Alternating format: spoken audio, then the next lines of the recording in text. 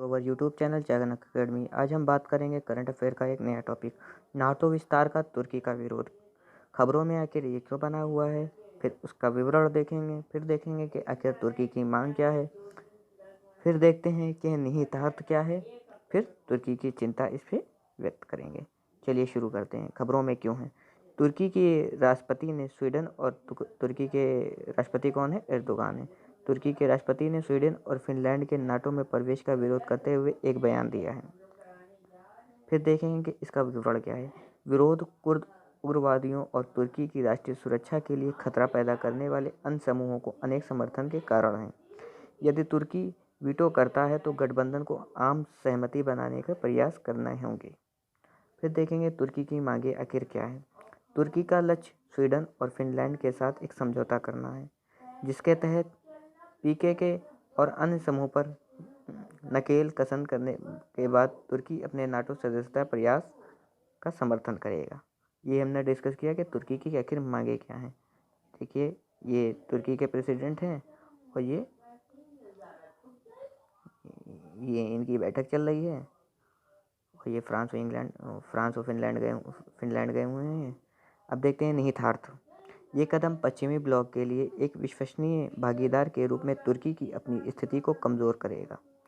इससे पश्चिमी गुट द्वारा रूसी सहायक के रूप में देखा जा सकता है, जो विस्तार में बाधा उत्पन्न कर रहा है। आखिर देखते हैं तुर्की की चिंता क्या है। स्वीडन और फिनलैंड ने तुर्की द्वारा वंचित 33 लोगों को प्रत्यार्पित करने का इनकार कर दिया है। तुर्की भी यूरोपीय संघ द्वारा सैन्य उपकरणों को बिक्री पर प्रतिबंध से नाराज़ है।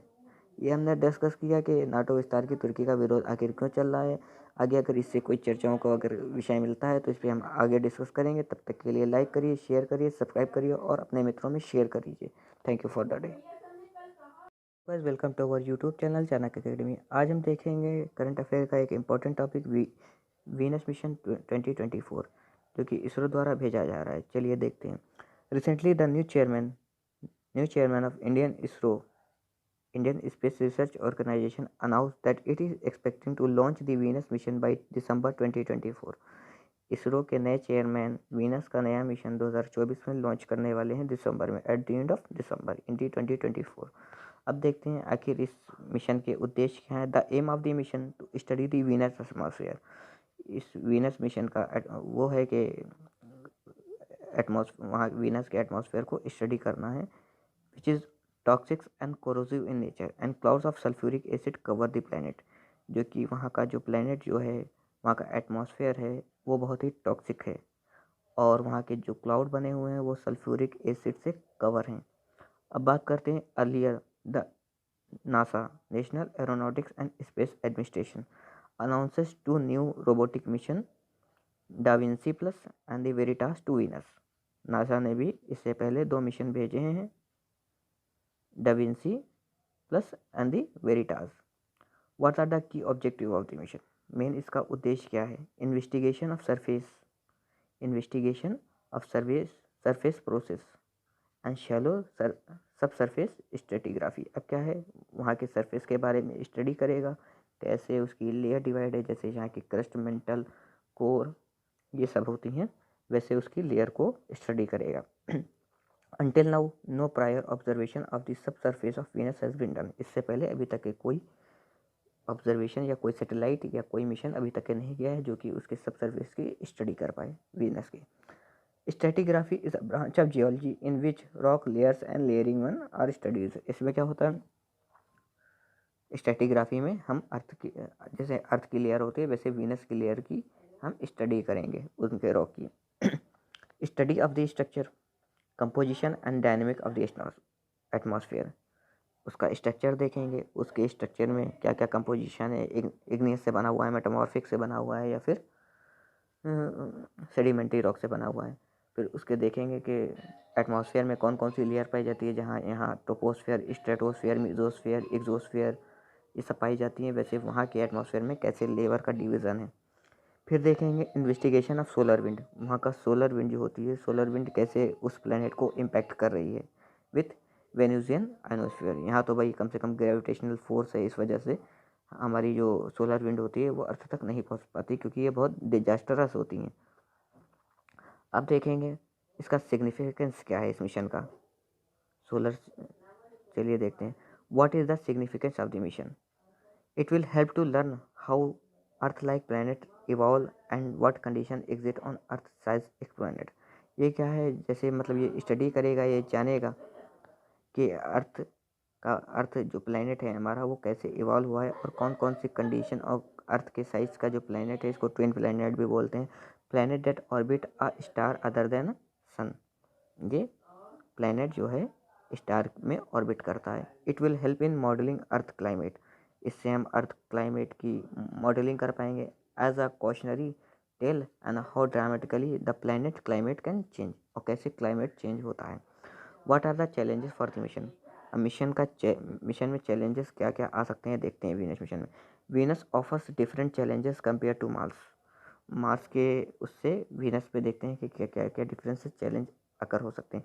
गिवन द थिक एटमॉस्फेयर, यहाँ का जो एटमॉस्फेयर है बहुत ही थिक है, and surface activity make which it complex planet. अब भाई ये यहाँ का जो प्लेनेट जो ठीक है ये बहुत कॉम्प्लिकेशन पैदा करेगा अर्थ सरफेस की, एटमॉस्फेयर की स्टडी करने में। In order to have a deeper understanding the instrument need to go deep through the atmosphere. अगर डीपर स्टडी करनी है तो एटमॉस्फेयर के वो थिक लेयर के अंदर जाके उसकी स्टडी करेगा, तो बताएगा कि कैसे अर्थ का डिवीज़न है, कैसे एटमॉस्फेयर का डिवीज़न है, कौन कौन सी लेयर लाइज और उनमें कौन कौन सी गैसेस का मिक्सचर है।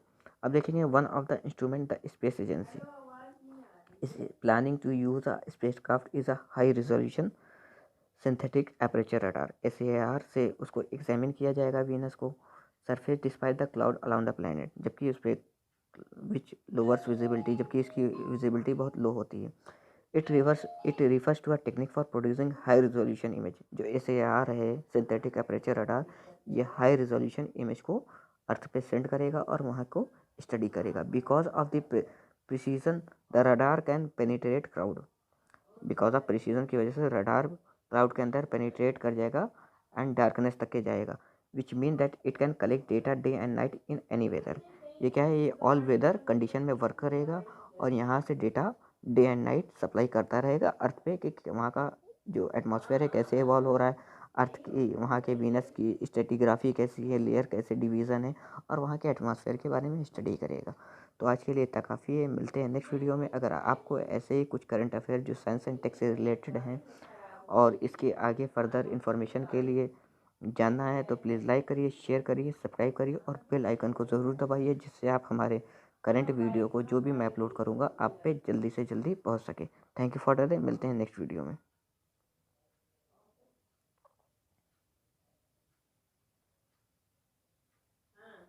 Welcome to our YouTube channel Chanakya Academy. Today we will discuss the important current affair like Turkey's opposition to NATO expansion. आखिर why the Turkey is opposing the NATO expansion? Let's discuss why it is in news. Turkey's president gave a statement opposing entry of Sweden and Finland into NATO. तुर्की जो है Finland और Sweden को NATO की entry में घुसने से मना कर रहा है, उसको इजाज़त नहीं दे रहा है, मतलब इसके अपोजिशन में खड़ा हुआ है। अब बात करेंगे आखिर ये डिटेल में क्या है।